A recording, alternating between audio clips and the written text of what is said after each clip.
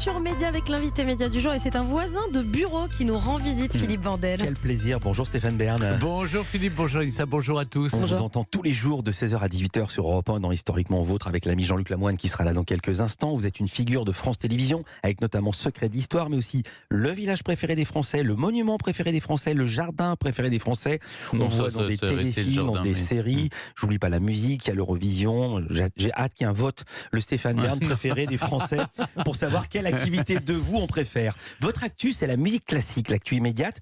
Précisément, les victoires de la musique classique, ce sera demain soir sur France 3 à 21h en direct de l'auditorium de Dijon. Ce sera la 30e édition. En quoi va consister la cérémonie, d'un mot ?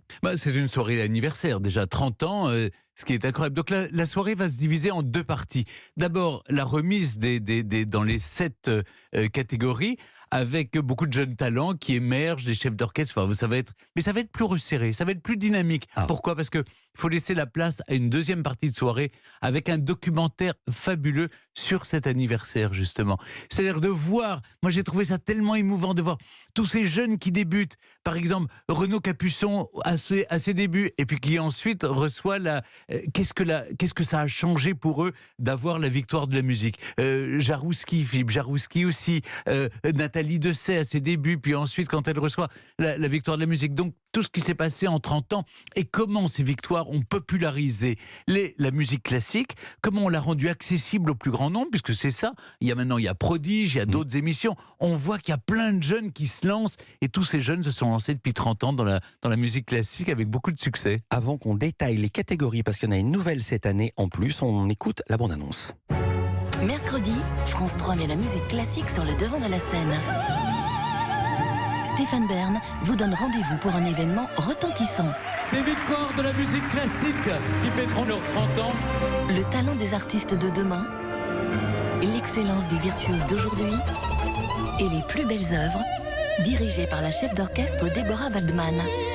En direct de l'auditorium de Dijon, les victoires de la musique classique, 30 ans d'accords parfaits, mercredi à 21h10 sur France 3 et sur la plateforme France.tv.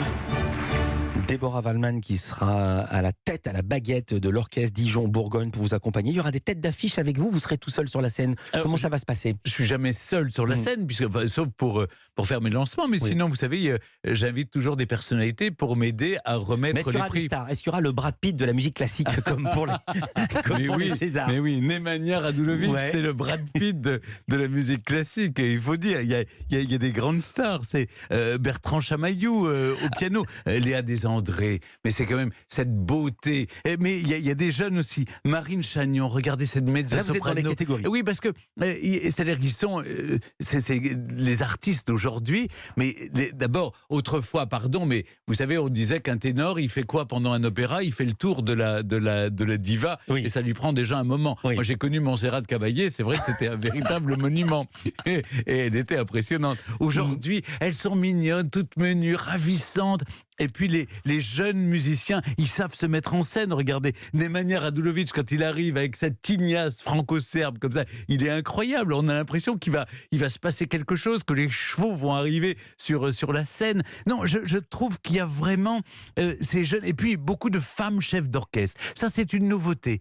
Chaque année, maintenant, vous avez 3 ans que je présente, je vois arriver de plus en plus de jeunes femmes chefs d'orchestre, la direction d'orchestre, et elles sont incroyables. Là, cette année, c'est Lucie Leguet, notamment. Elle est nommée maintenant. Je ne sais pas si elle aura la victoire. Je le saurai demain soir. Il y a une drôle de parité qui fait plaisir. Artistes lyriques, il y a Léa Desandre, Barbara Hannigan et Marina Viotti, que des filles. Et dans les compositeurs, Benjamin Attahir, Philippe Leroux, Fabien Waxman, faut pas que je le prononce mal, que des garçons. Oui, alors ça c'est le hasard. C'est le hasard, absolument. Et donc ça prouve que c'est pas politique. Ah donc c'est pas du tout politique. Que le choix a été fait à l'oreille. Ah oui, exactement. Et non pas on te met là, on te met là. Et puis le public, il y a une catégorie où le public choisit. C'est l'enregistrement. Racontez la nouvelle catégorie. C'est l'enregistrement. Il y a un phénomène incroyable aujourd'hui. C'est que la musique classique entre dans les meilleures ventes de disques. Je vois par exemple avec le dernier album de de Gauthier Capuçon, il s'est classé dans les meilleures ventes, toutes catégories confondues. C'est-à-dire qu'il se passe quelque chose quand même. Et là, donc, il y a Bertrand Chamaillou, qui est vraiment un pianiste incroyable. Il y a du Bach, il y a Concerto pour piano de Camille Saint-Saëns. Donc voilà, c'est avec de Alexandre Kantorov, qui n'est pas n'importe qui non plus. Donc c'est le public qui a choisi, qui a sélectionné, et on remettra demain la victoire choisie par le public. Donc ça, c'est aussi une nouveauté. Et puis, j'ai Clément Rochefort qui va raconter Clément Rochefort. Clément Rochefort, il était un peu alors, il travaille à France Musique, puisque c'est une collaboration entre France 3 et France Musique. Et puis, il masticotait un peu, il était dans les coulisses, il faisait le vif argent, comme ça, qui va interroger les stars une fois qu'elles ont reçu les récompenses. Et puis là, il va faire aussi des lancements, parce qu'on a dit, il faut être plus efficace. Il ne va pas se contenter, c'est un garçon qui a beaucoup de talent, qui est très drôle, très amusant, et qui connaît bien la musique classique. Il ne va pas se contenter comme ça de faire le trublion. Moi, ce que j'attends de lui, c'est aussi qu'il fasse un lancement. On gagne du temps, il n'y a pas de double lancement, et puis comme ça, on arrive à temps pour le documentaire 30 ans de musique classique, et de victoire de la musique. Pour l'avoir vu, il n'est pas compassé, on dirait presque un youtubeur, il fait des YouTube, il fait des vues en format vertical, en chemise de bûcheron. On n'attendait pas ça de la musique classique, et c'est tant mieux. Justement, le but, c'est de révolutionner, de faire en sorte que la musique classique, elle est belle, elle est classique, parce que c'est vrai qu'il y a des compositeurs de génie depuis la nuit des temps, mais en même temps, elle est très actuelle. Elle est dans la pub, elle occupe notre espace. Donc, il n'y a aucune raison Alors, on la célèbre avec moins de façon beaucoup plus détendue, peut-être aujourd'hui qu'il y a 30 ans. Et puis, mais avec le même plaisir, en tout cas de ma part. Les audiences, on ne s'attend pas à des audiences faramineuses. On fait toujours notre petit million, mais j'espère qu'on fera plus. Le million, il y avait eu 1,03 million. L'an dernier, c'était moyen, vous avez été battu par Crocodile Dundee 2. Mais c'était mieux que l'année précédente. Donc voilà, on fait notre million. Mais écoutez, si on peut faire un peu plus cette année, je serais content. En tout cas, regardez-nous, 30e victoire de la musique classique sur France 3. Je vous interromps parce qu'on est le 28 février. Vous allez me dire quel rapport ? Le 28 février, c'est le dernier jour pour s'inscrire au loto du patrimoine dont vous occupez. Pour s'inscrire, je veux dire, pour ceux qui sont témoins d'un monument qui se dégrade, ou qui le possèdent, ou une mairie, par exemple, s'il y a un maire qui nous écoute, ou ses adjoints, et ils ont une église de campagne qui est en train de péricliter, qui a besoin d'un peu d'argent, même de beaucoup d'argent. Tout de suite, www.missionberne.fr, c'est le dernier jour pour candidater, sinon il faut attendre l'année prochaine. On peut candidater toute l'année, mais là, il faut bien arrêter à un moment donné, donc 28 février, les dossiers, pour qu'on les étudie, et on décidera les 100 monuments, un par département, ça sera annoncé fin août, mais d'ici là, on va annoncer déjà les 18 sites emblématiques qui seront sur les tickets de loto et qui ont été choisis déjà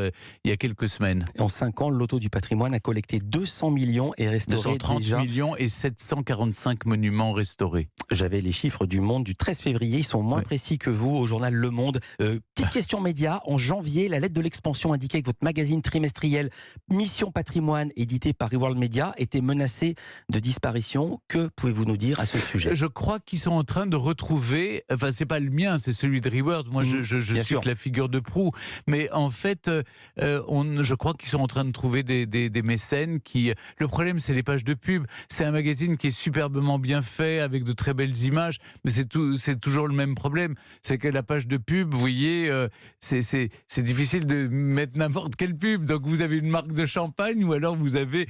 Autrefois, c'est la Française des Jeux qui soutenait. Maintenant, la Française des Jeux a des obligations depuis qu'elle est privatisée, qu'elle a un organisme de surveillance.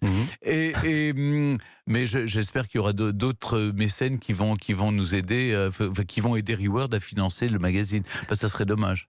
Dernière petite question, est-ce que vous serez à l'Eurovision ? Ça sera à Liverpool le 13 mai. Bien sûr, évidemment, avec la Zara, évidemment, le titre. Non, c'est formidable. Là, je suis ravi. Je veux pas céder ma place. Évidemment, le titre. Évidemment, oui. Je ne veux pas céder ma place tant que je n'ai pas détenu le record tenu par Pierre Tchernia de 11 présentations à l'Eurovision.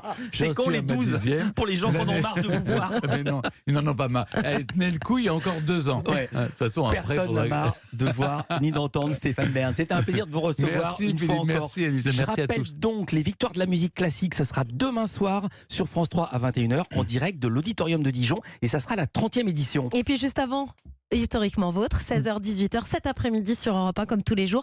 3 personnalités qui n'auraient jamais dû se croiser, mais que Stéphane Bern a réunies. Et c'est très étonnant chaque Des gens jour. bizarres. Aujourd'hui, Marie-Laure de Noailles, Roald Dahl ou Lorenzo. Bizarre comme ils sont bizarres.